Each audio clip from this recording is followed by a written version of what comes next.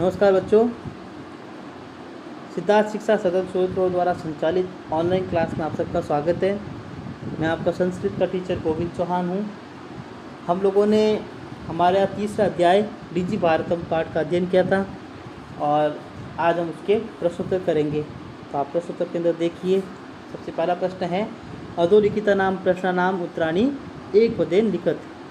निम्न प्रश्नों के उत्तर एक पद में लिख। तो मैंने जैसे लिखा वैसे आपको लिखना है एक पद के अंदर।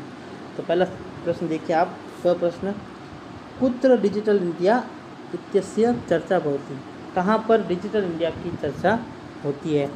तो हमारा जब पाठ शुरू हुआ था तो उसमें सबसे पहले यही वर्ड, तो संपूर्ण विश्व यानी संपूर्ण विश्व के अंदर डिजिटल भारत जो है, डिजिटल इंडिया जो है उसकी चर्चा होती है। दूसरा है केन सह मानवस्य आवश्यकता परिवर्तित, किसके साथ में मानव की आवश्यकता परिवर्तित हुई। तो किसके साथ, काल परिवर्तन, यानी जैसे समय बदला वैसे मानव की आवश्यकता भी बदली। यहाँ पर उसका उत्तर होगा काल परिवर्तनेन सह, यानी समय के बदलने के साथ। फिर है तीसरा आपणे वस्तुनाम क्रय समये केसाम अनिवार्यता न भविष्यति। तो हमने पढ़ा था पाठ के अंदर कि एक समय ऐसा आएगा डिजिटल भारत के अंदर जब हम बाज़ार में जाएंगे तो हमको एक वस्तु खरीदेंगे तो हमें पैसों की ज़रूरत नहीं पड़ेगी। जो भी चीज़ें, जो भी पैसे होंगे वो हम कार्ड से उनको दे सकते हैं दुकानदार को, तो हमें रुपयों की ज़रूरत नहीं पड़ेगी। तो उसका उत्तर है रुपये का नाम, यानी पैसों की ज़रूरत नहीं पड़ेगी। आगे देखिए अगला प्रश्न, घ प्रश्न है कस्मिन् उद्योगे वृक्षाः उपयुज्यन्ते। कौन से उद्योग में जो है वो वृक्ष उपयोग होते हैं। तो कर्गदो उद्योग, यानी कागज़ के उद्योग में जब कागज़ बनता है तो वहाँ पर वृक्षों को काट कर बनाया जाता है। ये तो कर्गदो उद्योगी यानी कागज़ के उद्योग में वृक्षों को उपयोग किया जाता है। फिर देखिए अंग प्रश्न, अंग में देखिए अद्य सर्वाणि कार्याणि केन साधितानि भवन्ति। आज सारे कार्य किसके द्वारा साधित होते हैं कंप्लीट होते हैं। तो है चल दूरभाष यंत्रेण, यानी मोबाइल फ़ोन, चल दूरभाष यंत्रेण, मोबाइल फ़ोन के द्वारा आज सारे कार्य साधित होते हैं। तो आप लिखोगे चल दूरभाष यंत्रेण। दूसरा देखिए प्राचीन काले प्रश्न देखिए अधोलिखितान् प्रश्नानां पूर्ण वाक्येन उत्तरत्। पूर्ण वाक्य में आपको उत्तर देना है, इसलिए मैंने यहाँ पर जो प्रश्न सूचक शब्द है उसके नीचे अंडरलाइन कर दिया है। तो आप जो है यहाँ पर मैंने उत्तर एक पद में लिखा है, लेकिन आपको क्या करना है कि एक पद में लिखा हुआ है तो उस पद को जिसके नीचे मैंने अंडरलाइन कर रखा है, यहाँ देखिए कथम के नीचे, यहाँ कथम के नीचे, या कस्य, यहाँ कस्याम और यहाँ किसाम, तो इन शब्दों को हटाकर उसकी जगह मैंने जो उत्तर लिखे हैं उन पदों को लिखना है। ये ध्यान रखना आपको, ठीक है। तो देखिए कैसे करना आपको। पहला शब्द है, पहला जो प्रश्न है प्राचीन काले विद्या कथम गृह्यते स्म, यानी प्राचीन काल में विद्या जो थी वो कैसे ग्रहित की जाती थी। तो उसका उत्तर है मौखिक रूपेण, मौखिक रूपेण। तब आप उसका उत्तर कैसे लिखोगे, प्राचीन काले विद्या मौखिक रूपेण गृह्यते स्म, यानी प्राचीन काल में विद्या जो है वो मौखिक रूप से ग्रहण की जाती थी। तो इस प्रकार से आपको उत्तर इसका लिखना है, पूरा उत्तर। दूसरा है ख वृक्षाणां कर्तनं कथम न्यूनता यास्यति। वृक्षों को काटने में न्यूनता कैसे प्राप्त होगी। तो हमारे पाठ में आया था कि जब हम अधिक से अधिक कंप्यूटर या मोबाइल का प्रयोग करेंगे, कागज़ों का उपयोग कम हो जाएगा, तब वृक्षों को काटने में न्यूनता आ जाएगी। यहाँ पे देखिए संगणक यंत्रस्य अधिकाधिक उपयोगी, संगणक यंत्र जो है उसके अधिकाधिक उपयोग से वृक्षों को काटने में न्यूनता आएगी। तो आप उत्तर कैसे लिखेंगे, वृक्षाणां कर्तनं संगणक यंत्रस्य अधिकाधिक उपयोगेन न्यूनताम यास्यति। घ देखिए चिकित्सालये कस्य आवश्यकता अद्य नानुभूयते। तो चिकित्सालय में किसकी आवश्यकता जो है वो आज नहीं होती है। तो बताया था कि चिकित्सालय में रुपयों की आवश्यकता आज नहीं होती है, हम सब कुछ कार्ड से दे सकते हैं। तो आप उत्तर लिखोगे चिकित्सालये रुपये का नाम आवश्यकता अद्य नानुभूयते, यदि आज अनुभव नहीं होती है। फिर देखिए बड़ा घ वयम कस्याम दिशि अग्रेसराम, हम किस दिशा में अग्रसित हो रहे हैं। हम डिजिटल भारतम मति दिशि, तो लिखेंगे वयम डिजिटल पार्थम मति दिशि अग्रेसरा, यदि अग्रसित हो रहे हैं। अंग देखिए, वस्त्रपुटके केषाम् आवश्यकतां न भविष्यति। वस्त्रपुटके का अर्थ जेब में किसकी आवश्यकता नहीं होगी, तो उसका उत्तर भी है रुपये का नाम, यानी जेब में रुपयों की आवश्यकता नहीं होगी। तो आप लिखोगे वस्त्रपुटके रुपये का नाम आवश्यकता न भविष्यति। अगला प्रश्न देखिए, तीसरा प्रश्न आपके, रेखांकित पदों के आधार पर प्रश्न निर्माण आपको करना है। यहाँ पर कुछ रेखांकित पद दे रखे हैं, उनके आधार पर प्रश्न निर्माण करना है। और हमने प्रश्न निर्माण का एक पूरा टॉपिक पढ़ा था। तो देखिए क में देखिए आप भोजपत्रोपरि शब्द है, भोजपत्रोपरि लेखनम आरब्धम, यानी भोजपत्रों के ऊपर लेखन प्रारंभ हुआ था। तो भोजपत्रों के ऊपर क्या प्रारंभ हुआ था, क्या को संस्कृत में कहते हैं किम। तो आप लिखोगे यहाँ पूरा उत्तर इसका भोजपत्रोपरि किम आरब्धम, और पीछे लगाओगे क्वेश्चन मार्क। फिर देखिए ख, लेखनार्थम कर्गदस्य आवश्यकतायाः अनुभूति न भविष्यति। लिखने के लिए कागज की आवश्यकता की अनुभूति नहीं होगी। तो किसकी में देखिए कस्य शब्द आएगा यहाँ पे। तो आप लिखोगे लेखनार्थम कस्य आवश्यकताया अनुभूति न भविष्यति, यानी लिखने के लिए किसकी आवश्यकता की अनुभूति नहीं होगी। आपको ऐसे पूरा लिखना है, पीछे लगाओगे क्वेश्चन मार्क। फिर देखिए ग, विश्राम गृहेषु कक्षम सुनिश्चितम भवेत्। विश्राम गृह में कक्ष जो है वो सुनिश्चित होते हैं। तो कहाँ पर, इसका प्रश्न बनेगा कहाँ पर कक्ष सुनिश्चित होते हैं। तो कहाँ पर को बोलते हैं कुत्र, स्थानवाचक शब्द है। यहाँ पर आप लिखेंगे कुत्र, तो शब्द बनेगा, सेंटेंस क्या बनेगा, कुत्र कक्षम सुनिश्चितम भवेत्, कहाँ पर कक्ष जो है वो सुनिश्चित कर सकते हैं हम। फिर देखिए बड़ा घर, सर्वाणी पत्राणि चलदूरभाष यंत्रे सुरक्षितानि भवन्ति। सारे जो पत्र है वो चलदूरभाष यंत्र यानी मोबाइल फ़ोन के अंदर सुरक्षित होंगे। तो मोबाइल फ़ोन में यहाँ पर प्रश्न बनेगा किस में सुरक्षित होंगे, किसमें को संस्कृत में बोलते हैं कस्मिन। कस्मिन आपको बता होगा किम शब्द मैंने आपको लिखवाया है, उसकी सप्तमी विभक्ति एकवचन है, क्योंकि चलदूरभाष यंत्र जो शब्द है उसमें भी सप्तमी विभक्ति एकवचन है, तो हमको यहाँ पर शब्द सप्तमी विभक्ति एकवचन लेना पड़ेगा।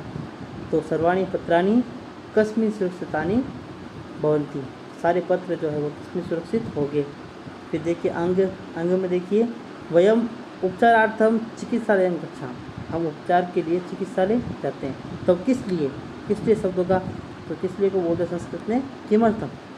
तो हम किस लिए, हम वयम किमर्थम चिकित्सालय गच्छामः, किस लिए चिकित्सालय जाते हैं। अब देखिए चौथा प्रश्न बच्चों, चौथा प्रश्न जो है ना, इसमें तीसरा और चौथा जो शब्द है, सॉरी दूसरा और तीसरा शब्द है, यहाँ पर कुछ गलतियाँ हैं, तो उसको मैंने सुधार कर इस प्रश्न का जो उत्तर है वो हमारे अगले पेज के ऊपर पूरा मैंने लिख दिया है। तो आप लोग जो है यहाँ पे दोनों शब्दों को सुधार कर लोगे और जैसा मैंने उत्तर लिखवाया है वैसा उत्तर लिखोगे। तो यहाँ पर प्रश्न ये है कि उदाहरण के अनुसार विशेषण विशेष्य पद जो है उनका मिलान करना है। ठीक है, इधर विशेषण लिखा हुआ है, इधर विशेष्य। ठीक है, जैसे यहाँ उदाहरण दे रखा है संपूर्ण भारत है, यानी संपूर्ण भारत में। तो इसी तरह उदाहरण से मैंने वापस यहाँ पर इनको थोड़ा करेक्ट करके पीछे लिखा हुआ है, वो देखिए आप। आपके चौथे प्रश्न का उत्तर मैंने यहाँ पे लिखा है, ये सॉरी यहाँ पे लिखा हुआ है। तो पहला है मौखिकम विशेषण पद है, ठीक है, और विशेष्य है ज्ञानम। फिर है मनोगतः, तो उसका है भावः। फिर है टंकिता, तो उसका है सामग्री। फिर है महान, तो उसका है कार्याणि। और फिर है मुद्रा विहीन, तो उसका है विनिमय। तो आपको ऐसे लिखना है, और इसमें दो शब्द मैंने चेंज किए हैं, तो वो आप उसके अंदर चेंज कर देना। अब देखिए आपका पांचवा सवाल, अधोलिखित पदयोः संधि कृत्वा लिखत। निम्न पद जो है उनको संधि करके लिखना है। पहला शब्द है पदस्य धनस्य, पदस्य धन अस्य। तो पदस्य में अ और अस्य में भी अ, दोनों मिलके अ और अ मिलके आ बन जाएगा। तो शब्द बन जाएगा पदस्यास्य, ये पद आधा स फिर या फिर स्य, तो बनेगा शब्द पदस्यास्य। फिर देखिए यहाँ पर जो संधि है पहले में वो है स्वर संधि और दीर्घ स्वर संधि, स्वर के अंदर भी दीर्घ स्वर संधि। फिर है तालपत्र धन ऊपरी, तालपत्र धन ऊपरी। तालपत्र धन ऊपरी का बनेगा तालपत्रोपरि, तालपत्रोपरि। यहाँ पर है गुण संधि, अ और उ मिलके ओ बन गया तो पत्रो शब्द हो गया, तालपत्रोपरि। फिर है च धन अतिष्ठत, तो च में भी अ आ रहा है और अतिष्ठत में भी अ आ रहा है। यहाँ पे देखिए इसका अंतिम वर्ण अ है और यहाँ प्रथम वर्ण अ है, तो दोनों मिलकर आ बन जाएगा, शब्द बनेगा चातिष्ठत, चातिष्ठत। फिर है करगद धन उद्योगे, तो आपस वही गुण संधि अ और उ मिलेगा। करगद में अ है पीछे और यहाँ पे उ है सबसे पहले, तो दोनों मिलके ओ बनेगा, तो शब्द बनेगा करगदोद्योग, यानी कागज के उद्योग में। फिर अगला शब्द है क्रय धन अर्थम, यहाँ पर अ और अ दोनों तरफ अ है, यहाँ पे भी अ है और यहाँ पे भी अ, तो यहाँ पे दोनों मिलके बन जाएगा आ, तो शब्द बनेगा क्रयार्थम, क्रयार्थम यानी खरीदने के लिए। अगला शब्द देखिए इति धन अनयोः, इति धन अनयोः शब्द बनेगा, यहाँ पर है यण संधि। अब यण संधि में आप देखिए इति शब्द के अंदर आ रहा है ई, यहाँ पर जो है अंतिम वर्ड जो है वो है ई और उसके बाद आ रहा है अ। यण संधि में क्या होता है बच्चों कि जब ई आता है और ई के बाद में कोई अन्य स्वर आता है, ई के बाद में अन्य स्वर, तो ई जो है वह य में बदल जाता है। यह भी कैसा आधा, आधा य यानी हलंत युक्त य, तो य में बदल जाएगा। अब देखिए जब ये ई जो है वो य में बदल गया तो देखिए यहाँ पे शेष क्या रहा, ई और आधा त। आधा त क्यों रहा, क्योंकि हमने ती में से ई तो निकाल दिया, अब जब स्वर निकल गया तो व्यंजन ही बचेगा, तो ई और आधा त। फिर बाद में हमने ई का बना दिया य, इस य के साथ में यहाँ का ये य अ जुड़ेगा, तो य हो गया पूरा। तो देखो अब यहाँ पे देखो शब्द क्या था इत, तो ये ई फिर आधा त, फिर ये य जो है इसके साथ अ मिल गया तो यह इत्य, और उसके बाद में नयो, तो शब्द बन गया इत्य नयो। फिर है उपचार धन अर्थम, यहाँ पे भी अ और अ आ रहा है, तो शब्द बनेगा उपचारार्थम, यानी उपचार के लिए। छठा सवाल देखिए आप,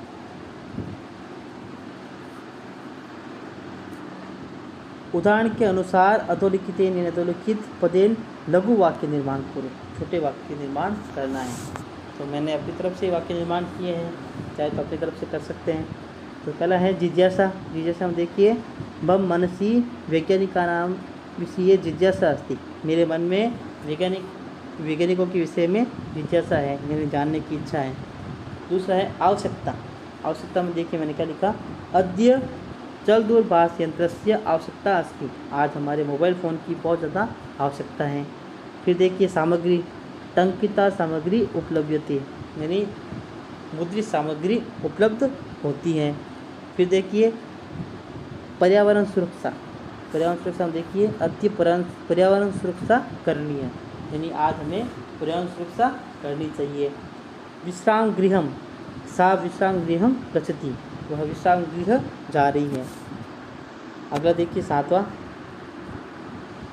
उदाहरण अनुसार कोष्टक में दिए गए पद जो है उनकी चतुर्थी विभक्ति प्रयोग करके रिक्त स्थानों की पूर्ति करनी है, चतुर्थी विभक्ति का प्रयोग करना है और रिक्त स्थानों की पूर्ति करनी है। तो देखिए यथा भिक्षुकाय धनम ददातुम, यहाँ पर देखिए उदाहरण दे रखा है, इसमें भिक्षुक शब्द है उसके साथ चतुर्थी विभक्ति का प्रयोग किया, जैसे रामायण वैसे भिक्षुकाय, तो भिक्षुकाय धनम ददातुम। तो अब आप देखिए बहुत सिंपल है ये, खाली जगह पुस्तकम देहि और कोष्टक में लिखा हुआ छात्र, तो जैसे रामायण वैसे छात्राएं, तो सब बनेगा, क्या वाक्य बनेगा, छात्राय पुस्तकम देहि, यानी छात्र के लिए पुस्तक दो। फिर देखिए अहम वस्त्राणि, अहम खाली जगह वस्त्राणि ददामि, किसको दे रहे हैं, निर्धन, तो सब बन जाएगा निर्धनाय, यानी मैं निर्धन को वस्त्र दे रहा हूँ या देता हूँ। फिर देखिए खाली जगह पट्टनम रोचते, लता शब्द, लता आकारांत शब्द है, इसलिए हम इसका जो चतुर्थी विभक्ति करेंगे वो आकारांत के हिसाब से करेंगे। तो जैसे रमा यही होता है चतुर्थी विभक्ति एक वचन, वैसे लता यही हो जाएगा। अगला देखिए रमेश खाली जगह अलग, यहाँ पे दे रखा है सुरेश, सुरेश के अंदर चतुर्थी विभक्ति लगाएंगे तो सब बन जाएगा सुरेशाय, यानी रमेश है वो सुरेश के लिए पर्याप्त है, अलग का अर्थ होता है पर्याप्त, तो रमेश सुरेश के पर्याप्त है। फिर देखिए खाली जगह नम और कोष्टक में दे रखा है अध्यापक, तो नमः शब्द जहाँ पे आता है वहाँ पे वैसे भी चतुर्थी व्यक्ति लगती है। यहाँ पर हम लिखेंगे अध्यापकाय, यानी अध्यापक को नमन। अब बच्चों आपको क्या करना है, ये जो प्रश्न मैंने आपको करवाए हैं ये आप लोग होमवर्क में करके मुझे इसकी फ़ोटो क्लिक करके भेजेंगे। आपका होमवर्क यही है। धन्यवाद।